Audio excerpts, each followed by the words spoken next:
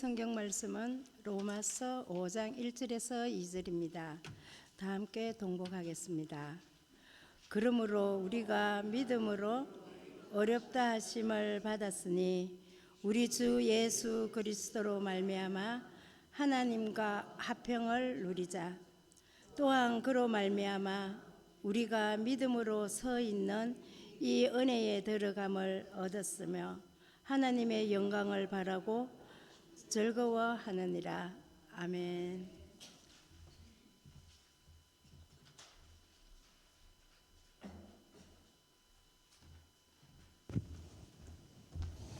할렐루야. 예, 오늘 말씀 나누기 전에 우리 서로 인사하고 말씀 듣도록 하겠습니다. 우리 엄지손가락 들고요. 오직 예수 줄여서 오예 인사하시죠. 오예. 오예. 예, 오직 예수님밖에 없습니다. 나를 구원하실 분은 오직 예수 그리스도 한 분밖에 없는 줄로 믿습니다. 할렐루야. 예, 이제 올해 얼마 남지 않았으니까 우리 표어 다시 한번 해보죠. 시작. 나의 영혼아 잠잠히 하나님만 바라라. 무릇 나의 소망이 그로부터 나오는도다. 시편 62편 5절 말씀. 할렐루야. 이번 주간에 굉장히 좀 추웠습니다. 그래서 이번 겨울은 많이 좀 추울 것 같다라는 그런 생각이 드는데 좀 뭐 겨울은 사실 추워야죠. 추워야 되지만은 또 저 같은 경우는 또 추운 게 별로 안 좋으니까 겨울에도 좀 따뜻하게 그렇게 좀 넘어갔으면 좋겠다라는 그런 생각이 듭니다. 그 따뜻하게 하려면은 어디 가야 되죠? 하와이. 하와이. 예. 하와이에는 거의 1년 내내 날씨가 따뜻합니다. 하와이는. 그렇죠? 근데 하와이도요. 겨울이 있긴 있어요. 겨울. 눈이 내리고 뭐 그런 정도는 아니지만은 여름이 있고 겨울이 있습니다. 근데 그 온도 차이가 섭씨로 한 3도 정도 차이 나는데 평균 온도가. 예. 그런데도요. 하와이 사람들은 엄청 춥대요. 그래서 모피를 입고 다니는 사람들이 있어요. 예. 그러면서 그래요. 어우, 막 살을 에이는 추위라고 막. 그렇습니다. 예. 근데 그 하와이에 가면은 인사가 있잖아요. 인사. 뭐라고 인사하죠? 하와이 사람들? 예? 우리 가보진 않았지만은 알잖아요. 알로하. 그렇죠? 알로하라고 합니다. 그 알로하라고 하는 인사가 뭐 이제 여러 가지 뜻이 많이 있대요. 안녕이라는 말도 있고 또 사랑이라는 의미도 있고 또 평안이라는 의미도 있고 또 뭐 자비 뭐 이런 여러 가지 의미들이 다 포함이 되어 있습니다. 뭐 우리말로 이제 안녕하고 비슷해요. 안녕하세요라는 말과. 그런데 그 알로하의 이 하라고 하는 말이 숨결을 뜻합니다. 숨. 그래서 옛날에 이 하와이 사람들은 가까운 사람끼리 이 인사를 나눴던 거래요. 가까운 사람끼리. 그래서 어떻게 인사를 하느냐? 서로 이렇게 이 코를 부비고 뭐 볼을 부비면서 이 숨을 느끼는 거예요. 숨. 그러니까 그렇잖아요. 알로하 하면 아무래도 숨이 이제 나올 것 같아요. 그렇죠? 알로하 하면서 숨을 느낀다는 거예요. 그래서 그 숨을 이렇게 들이쉬고 느끼면서 상대방의 그 상태가 어떤지를 이렇게 알아보는 그 기운이 괜찮은지 그런 것들을 한다는 거예요. 우리 한번 해볼까요? 그렇게. 그러니까 상대방의 안녕을 그냥 말로만 하는 게 아니고 실제로 그 숨을 느끼면서 그걸 알아본다고 합니다. 유대인들의 인사 있죠. 우리가 잘 아는 인사 뭐죠? 샬롬이라고 합니다. 샬롬. 예, 평안을 바라는 그런 인사입니다. 예수님께서도 부활하신 다음에 그 제자들에게 나타나셔서 인사하셨죠. 평안이 너에게 있기를 원하노라. 평강이 있기를. 그게 바로 샬롬이에요. 샬롬. 그러니까 그들이 항상 인사하는 그런 뜻입니다. 근데 이게 단순히 그냥 뭐 평안을 비는 것일 수 있지만은 그 바탕에는 하나님께서 평안을 주시기를 이라는 말이 있는 거예요. 하나님께서 당신에게 평안으로 인도하시기를 바란다는 거예요. 왜냐하면 하나님께서 함께 하시지 않으면 평안도 있을 수가 없다고 하는 것, 이것이 그 밑에 깔려 있는 겁니다. 이 샬롬이라고 하는 말은. 그래서 뭐 제가 몇 번도 말씀드렸지만 샬롬에는 여러 가지 뜻이 있는데 그 중에 하나가 완전하게 꽉 차 있는 상태를 얘기해요. 꽉 차 있는. 그래서 이미 완전하게 평안한 상태로 꽉 차 있는 것이기 때문에 다른 것이 더 필요 없는, 부족함이 없는 상태, 그것을 의미합니다. 그래서 마치 하나님께서 그 사람을 만드신 다음에 어디에 두셨죠? 에덴 동산에 두셨잖아요. 그렇죠? 그 에덴 동산과 같이 모든 것이 다 꽉 차 있는 그런 상태. 그거는 오직 하나님만 줄 수 있는 거죠. 우리가 아무리 노력을 하고 아무리 애를 쓴다고 해도 그것은 만들 수가 없는 그런 상태입니다. 그리고 또 샬롬에는 값을 지불하다라는 뜻을 갖고 있습니다. 빚을 다 갚다라는 거예요. 그래서 누구한테 빌린 돈, 우리도 그렇잖아요. 집 페이먼트도 있고, 차 페이먼트도 그런 것들이 있어요. 매번 다 빌린 돈이잖아요. 근데 그거를 다 갚았다고 하면 어때요? 다 없어요, 다. 그러면 어떻습니까? 마음이 평안하죠. 몇 년 전에 어느 그 대학의 졸업식에 연설자가 오잖아요. 근데 로버트 스미스라고 하는 분인데 이분이 연설자로 왔습니다. 그러니까 그 대학 출신이죠. 연설자로 왔는데 연설을 하면서 여러분들에게 선물을 하나 주겠다 하면서 뭘 선물했느냐? 학자금 대출을 다 갚아주겠다는 거예요. 네, 대단하잖아요. 그러니까 이분이 이제 굉장히 이제 돈이 많은 분이니까 다 갚아주겠다는 거예요. 그러니까 다들 거기서 얼마나 예기치 못하게 얼마나 환호하고 얼마나 기뻤겠습니까?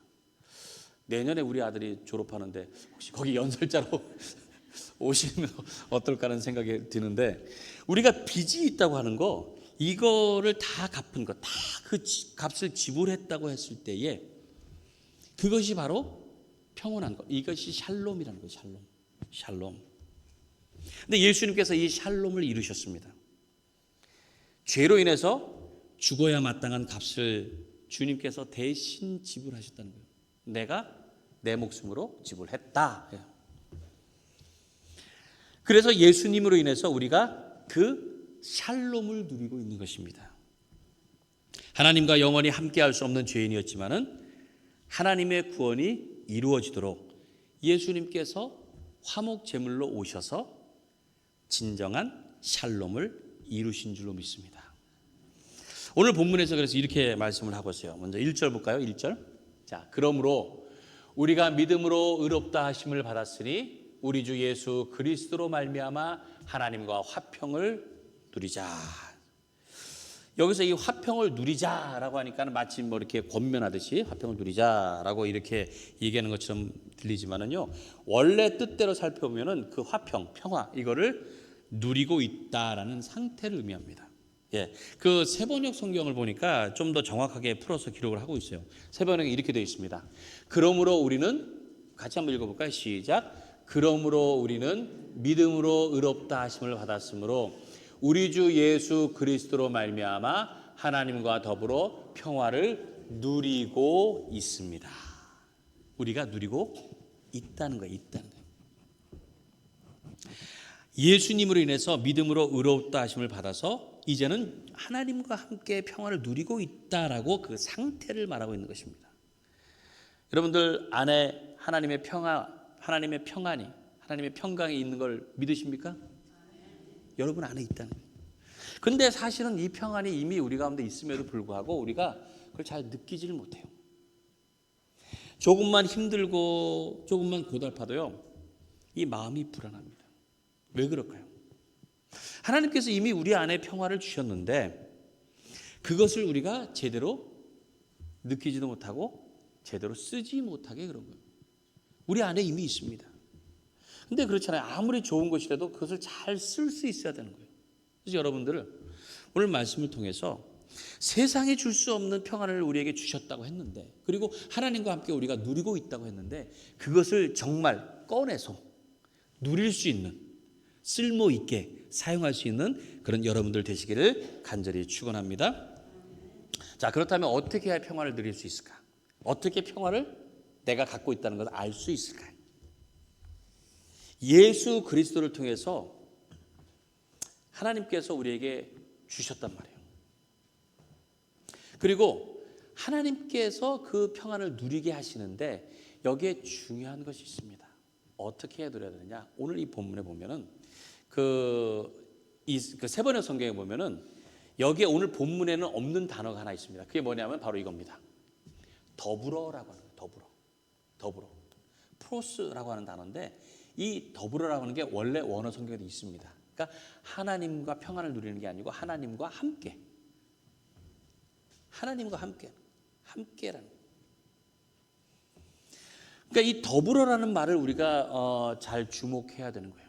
그러니까 어떤 하나님의 평안, 그냥 peace of God이 아니고 하나님과 함께하는 평안입니다. Peace with God이에요. 하나님과 함께하는. 이 구절을 유진 피터슨 목사님이 그 메시지 성경에서 이렇게 풀어서 말씀하고 있습니다. 보세요. 하나님께서 우리를 위해 늘 하고자 하셨던 일, 곧 그분 앞에 우리를 바로 세워주시고 그분께 합당한 사람으로 만들어주신 것, 이것을 하나님 앞에서 누리고 있습니다. 하나님과 함께. 처음에 하나님께서 사람을 만드시고는 보시기에 좋았다라고 그랬습니다. 보시기에 좋았다.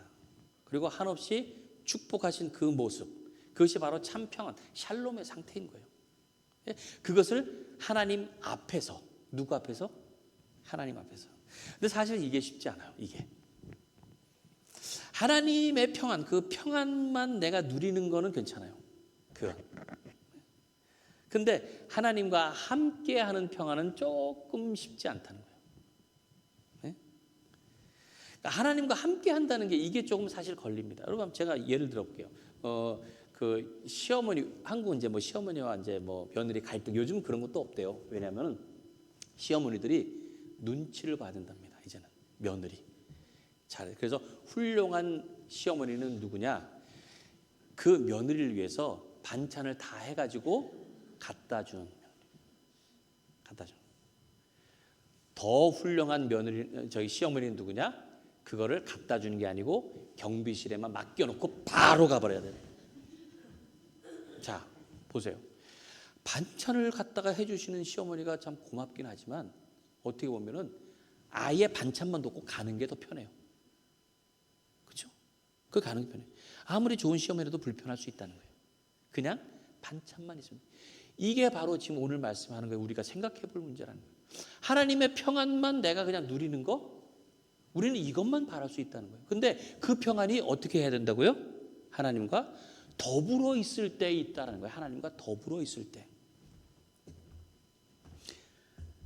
그러니까 하나님께서 우리에게 그냥 평안만 딱 갖다 놓으시고 그냥 빨리 잽싸게 없어져 주셨으면 좋겠다는 생각을 한다는 거예요. 그렇잖아요. 얼마나 부담이 됩니까? 하나님 같이 계시면. 예?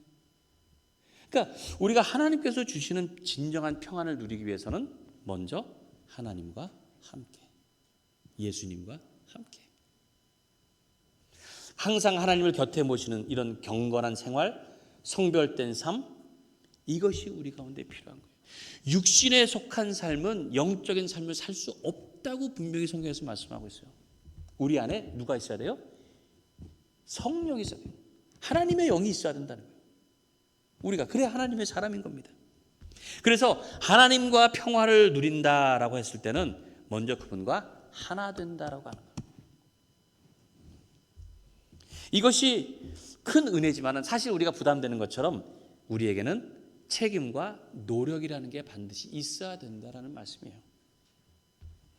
화평을 누리는 거, 이건 돈으로 살 수 있는 게 아닙니다. 어떤 내가 수양을 하고 훈련을 한다고 해서 되는 게 아닙니다. 오직 주님을 내 안에 모시는 결단이 있을 때에 나도 모르게 하늘로부터 임하는 평안이 우리 가운데 있게 된다는 말씀이에요.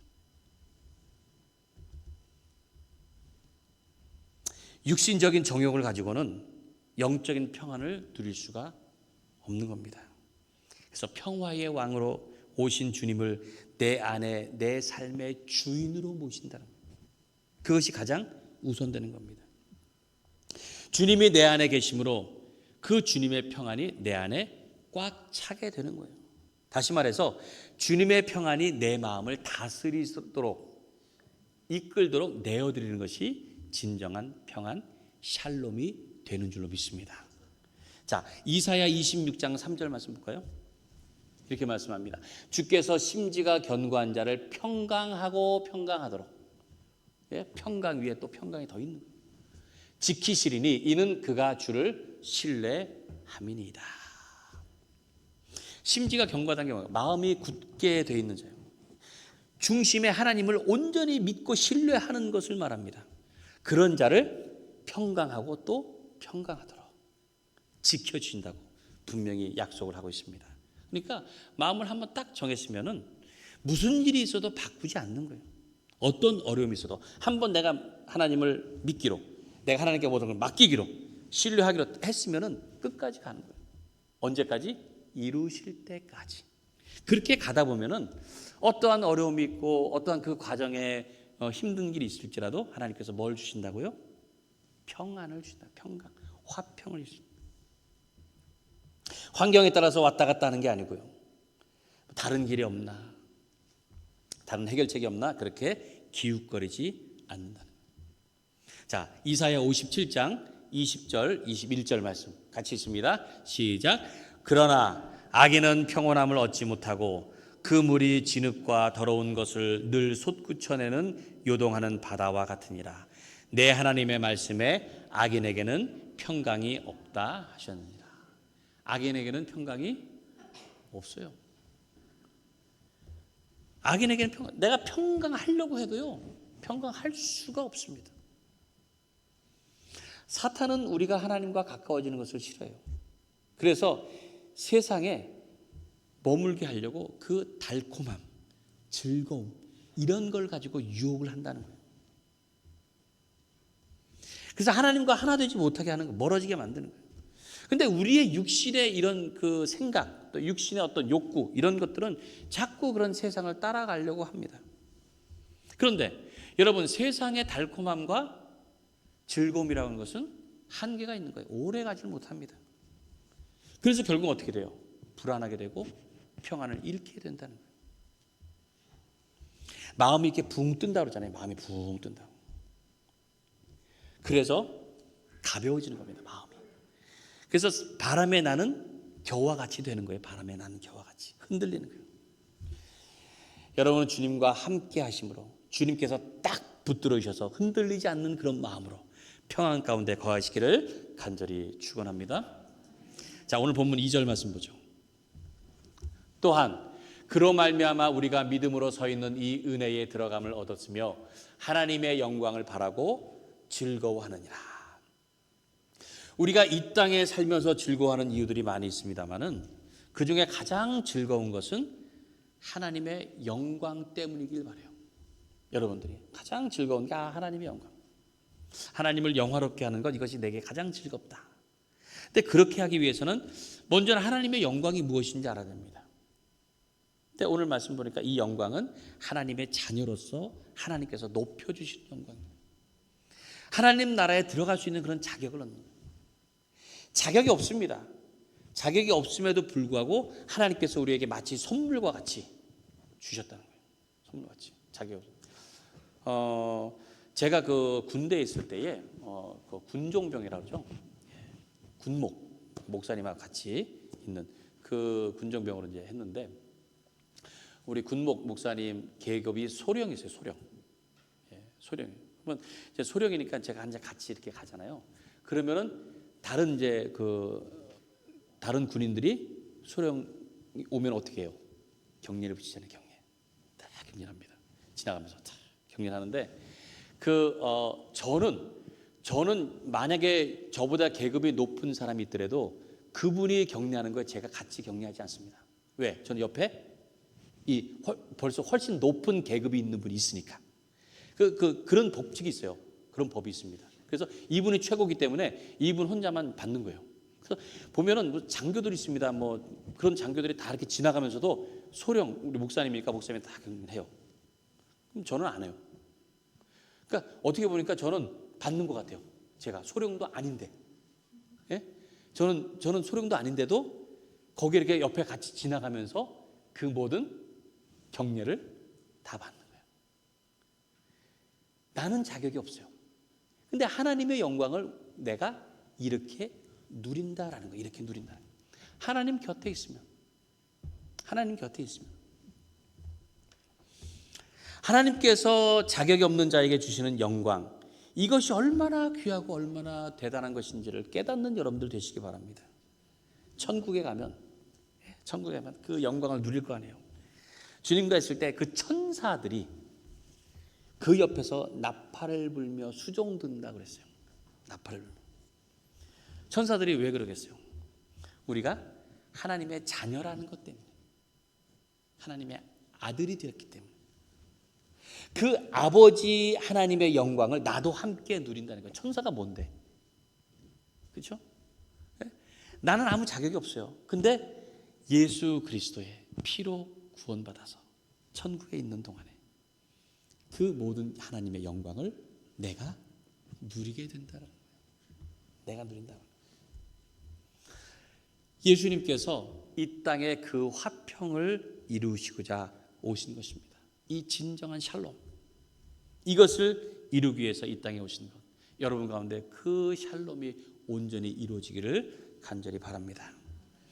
이 세상은 늘 불안한, 혼란스러움, 두려움 이런 걸 가지고 있어요. 뭐 여러분들 다 아시다시피 지난주에 엄청난 대한민국의 소식이 있었습니다.